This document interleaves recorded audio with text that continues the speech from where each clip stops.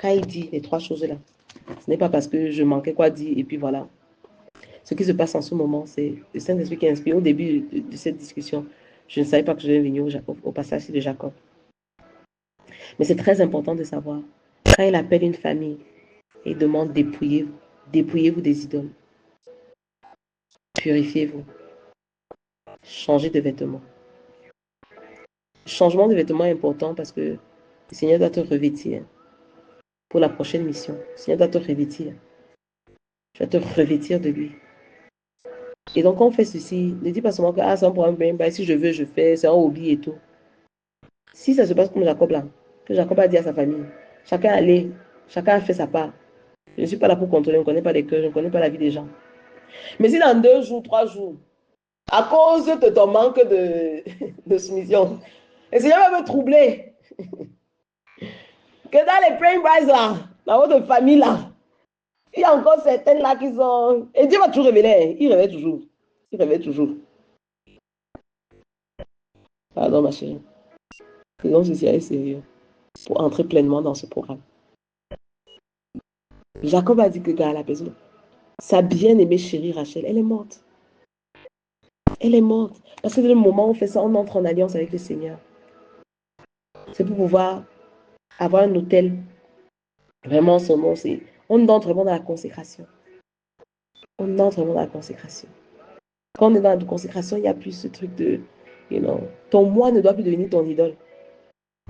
L'idole, ça peut être ton moi, ça peut être ton confort, ça peut être ton mari.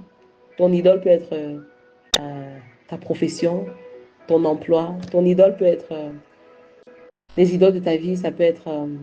En fait, l'idole, c'est tout ce que tu mets en premier avant Dieu. C'est en fait ça le résumé de l'idole.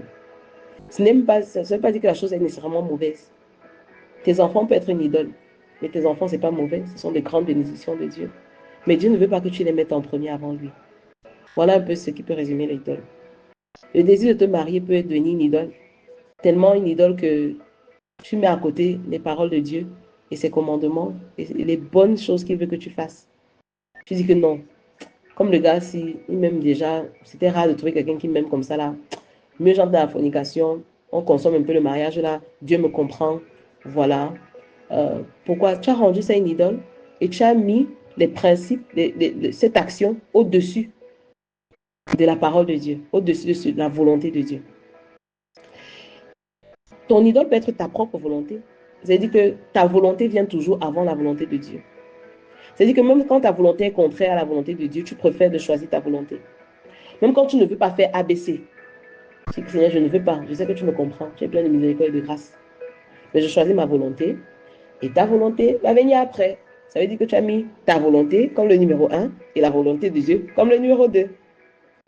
Donc, identifier les idoles, c'est identifier ces choses, être radicalement honnête et de savoir que, en fait, j'ai mis mon désir de contrôler au-dessus du contrôle de Dieu. C'est pour ça que je n'arrive pas à lâcher prise. Parce que j'ai fait du contrôle une idole. J'ai mis mon confort au-dessus de ce que le Seigneur veut que je fasse. Donc, quand il me dit de sortir de ma zone de confort, je dis que non. Tant que je ne suis pas confortable, je ne fais pas ta chose. Attends d'abord, when it will be convenient.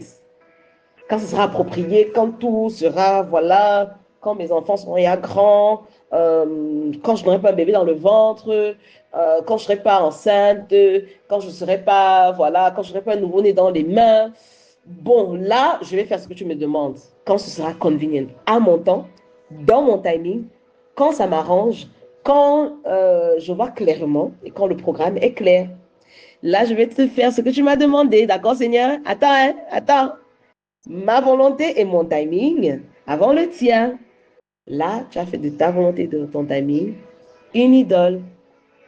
Donc, quand le Seigneur nous appelle à la consécration, c'est vivre une vie où nous disons, Seigneur, ta volonté avant la mienne. Tes pensées au-dessus de mes pensées. Tes désirs au-dessus de mes désirs. OK? C'est pour dire que ça ne veut pas dire que tu n'auras pas ta volonté. Ça ne veut pas dire que tu n'auras pas tes besoins. Ça ne veut pas dire que tu n'auras pas tes désirs. Mais ça veut dire que tu soumets cela à la volonté de Dieu, au désir de Dieu, aux émotions même de Dieu, à la pensée de Dieu. D'accord? Ça ne nous rend pas des robots, non. Ça nous rend des humains qui sont conscients de leur humanité, de leurs émotions, de leurs faiblesses, de leurs challenges, mais qui refusent d'être conduits par cela, mais acceptent d'être conduits par Dieu. Vous voyez un peu la différence? Ça ne dit pas que tu deviens un robot, que tu n'as plus des sentiments. Non. Ça dit, vois tes sentiments, regarde tes sentiments, mais dis à ces sentiments, je ne te laisse pas me diriger. Tu n'es pas mon Seigneur. Je vois la colère, je suis en train de s'agrandir en moi. Je te regarde, je t'observe. Mais colère, tu n'es pas mon Dieu. Je ne me soumets pas à toi.